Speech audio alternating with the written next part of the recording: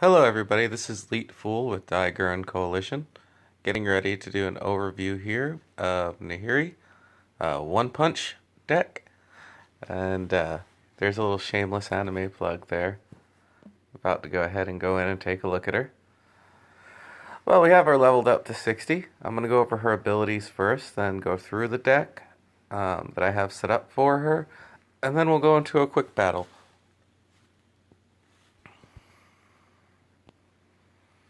Okay, first, we have Stoneforge, which is 9 ability points, and give all your creatures +4/+4. We have Lithomancy, 12 ability points. Discard a card, draw 2 cards, then destroy 3 white gems. We have Harbinger, which is 15 points. Really cheap for what this does. Give a creature you control haste and trample until the end of your turn. That creature is also reinforced 4 times until the end of your turn.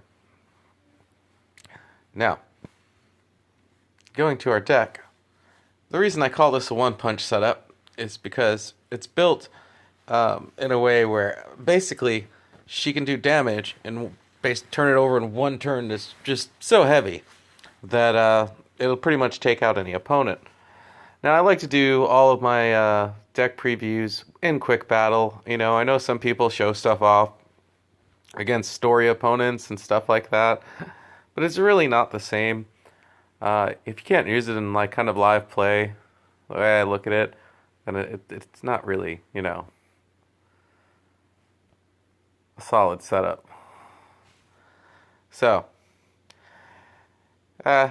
we have Gisela, the Broken Blade. This is what I use to heal on this deck. It's really cheap, 12 mana, 8/8. Yeah, I ended up buying her after that event where they gave us the next card, which is Bruna, the Fading Light. When they are melded together, right, and they become Bracella, Voice of Nightmares, which has, you know, first strike, healing, vigilance, flying. Now, Bruna, the Fading Light by herself, does have activate 1. The last human you control that is destroyed is returned to the battlefield. This creature melts with Gisela. Well, werewolves are humans, and this is kind of a nice ability to have in there if you know you really get into a extended match, so she can revive them. There we go, Ulric of the Crawlin Horde. Yeah, this is a little bit of a bot deck, admittedly, but you know, for what it is, it has a specific aim, so it works out. When this creature enters the battlefield or transforms to this form, the first creature you control gets +4/+4. At the beginning of any player's turn, if no cards were cast, last turn this creature transforms. And there you go, friendly werewolf. So I love this one because when he transforms into a werewolf, he takes out the first opponent of the enemy. You know, pretty much it's equal to his power, which is 12/12. I mean, that's going to nail most anything. And at the beginning of the turn, once he transforms back to a human, you know, the 4/4 keeps coming in. So that flops back and forth really well. And, you know, he's an awesome card. Tamio's Journal. Get extra cards flowing. Descend upon the sinful. Each creature is destroyed. Delirium. Summon 2 4/4 white angel tokens with flying. Gear Reach Bandit. I got this one out of a booster pack, which made it really awesome. Really happy with this card. Kind of sets off your werewolves, takes them to another level.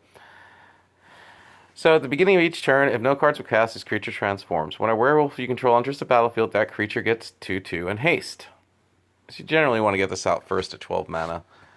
And then when a werewolf you control enters the battlefield, that creature transforms, gets 3/3 plus haste when it's transformed. And plus you can see it just doubles in damage, which you can get a lot of those out quick. Demolish, you know, protection from supports. Pretty sure everyone's familiar with that one. Uncaged Fury. So this is a big one now in most of my decks, especially when I'm playing for speed. It's just so nice to be able to get that double strike and the +1. And Mirror Pool. I've been kind of working this into my speed decks because it's just so useful. Especially, it's really good for spell boosting too, like casting like a one spell or a cheap spell, and then getting a higher spell on those on decks where you might be playing an extended game. I like this card. Inner Struggle, just a way to do damage. Take out opponents, kind of clean it up a little bit, and that's what we've gone with for this. All right, let's go ahead and get into a game.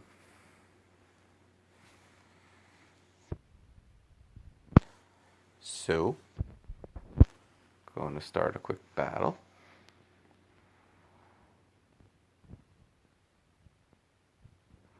See what kind of match we get.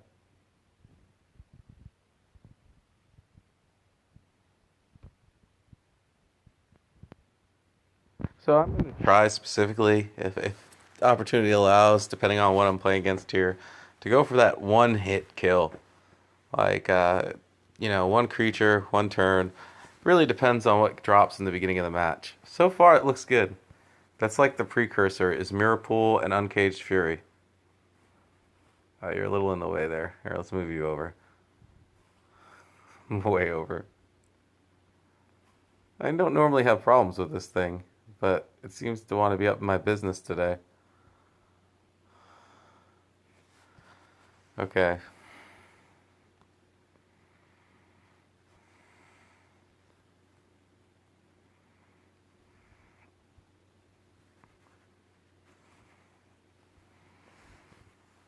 I don't really need to go over there ever, so that's going to be annoying. So we need just, there we go. Okay. That's kind of a new deal. I usually don't have any issues with that. So let's get going. Great initial start. Couldn't ask for anything better.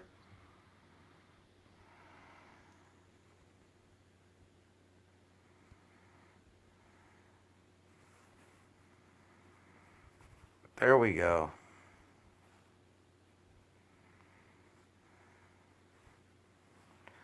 Well, maybe I should hold off on that.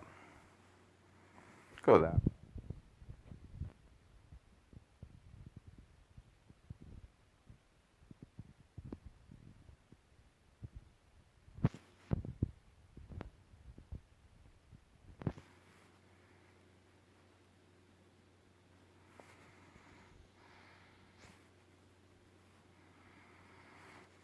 Hmm.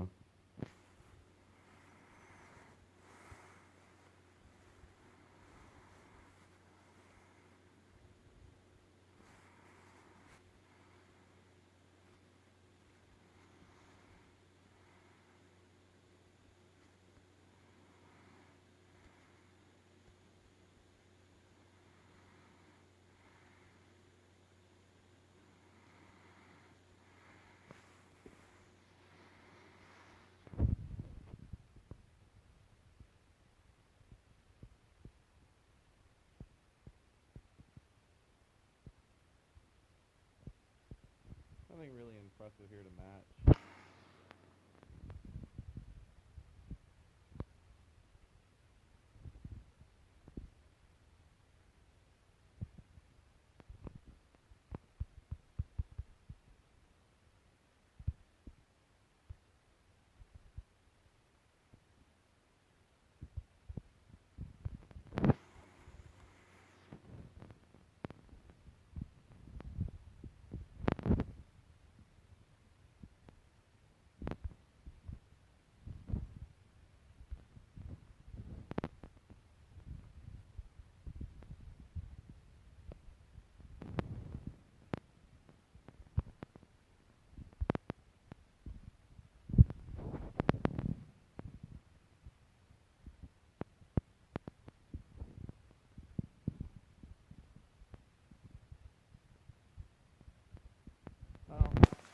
Not quite the perfect one hit setup, but next turn this match ends.